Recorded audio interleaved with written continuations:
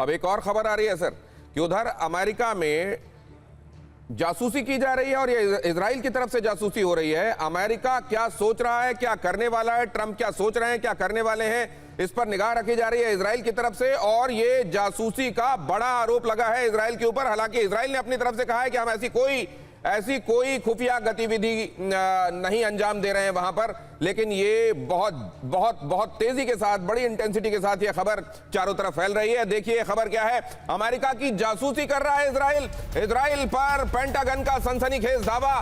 Trump प्रशासन से जुड़ी सूचनाएं जुटाने की कोशिश हो रही है।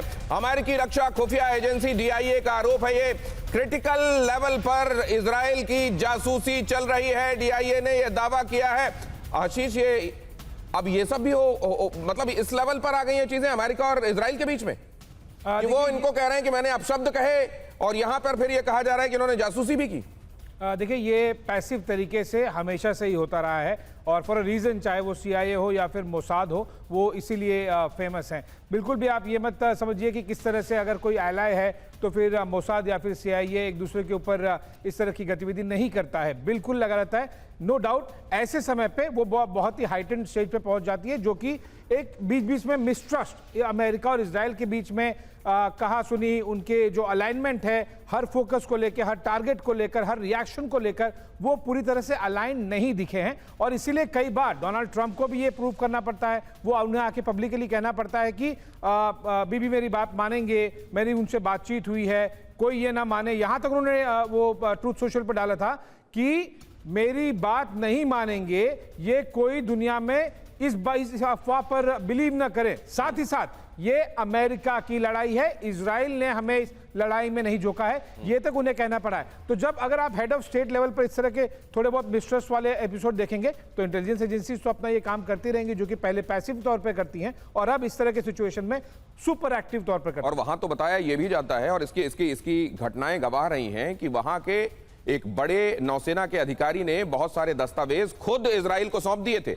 तो जहां पूरे सिस्टम में कई जगहों पर ऐसा प्रभाव हो जो असल में इजराइल के इन्फ्लुएंस को दिखाता है, तो फिर हो सकता है कई जगह जासूसी करने की जरूरत भी ना पड़े। अंदर से मशीनरी के अपने कंपोनेंट ही इनको बता रहे हो कि कहां का क्या प्लानिंग की जा रही है। जरा यहां पर देखिए, ये क्रिटिकल स्पाई थ्रेट जो कहा जा रहा है, अमेरिका की जासूसी कर रहा है इजराइल, अमेरिकी अधिकारियों की निगरानी की कोशिश कर रहा है इजराइल, ये कहा जा रहा है। अमेरिकी रक्षा खुफिया एजेंसी DIA की रिपोर्ट में यह सनसनीखेज दावा है। ईरान से जुड़े ट्रंप प्रशासन के आंतरिक कॉन्वर्सेशंस की जासूसी की जा रही है। DIA ने इजराइल की खुफिया गतिविधियों को क्रिटिकल बताया है। रिपोर्ट में कई कथित घटनाओं का जिक्र किए जाने का दावा भी है।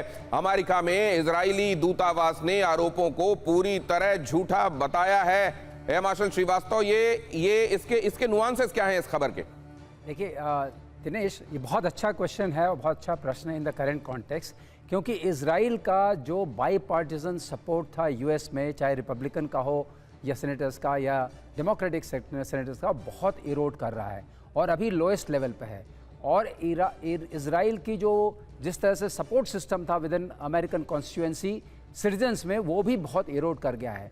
इस मामले में अब इजराइल को शायद ज़रूरी है, इस संभावना है, उनको ज़रूरी है जानना कि कौन ऐसे सेनेटर्स हैं, कौन ऐसे कांग्रेस मैन एंड वेमेन हैं जो हमारे सपोर्ट नहीं है और उनको हम कैसे सपोर्ट में ला सकते हैं। एक मुद्दा ये हो सकता है।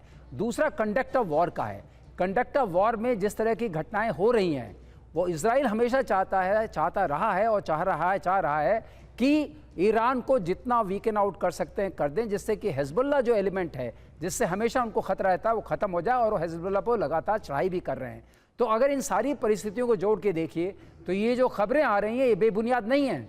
और ख़ास तौर से जिस तरह का चीफ ऑफ इंटेलिजेंस अब अपॉइंट किया गया है, इसके बारे में तो Congress is completely out of sync with president Trump, क्योंकि वो एक लॉयलिस्ट माने जाते हैं। एक ज़माने में उनको कहा जाता था he is the barking dog of president Trump, और उनकी लॉयल्टी सिर्फ एक पर्टिकुलर पर्सन से है, अमेरिकन इंस्टीट्यूशन से नहीं है। इसको लेकर के वहाँ पर एक कांग्रेस में एक विरोध भी चल रहा है। इन सारे अगर उस पहलुओं को देख के देखिए तो आपको लगेगा कि हाँ, इसकी संभावना है और शायद इजराइल को इसकी जरूरत पड़ रही है।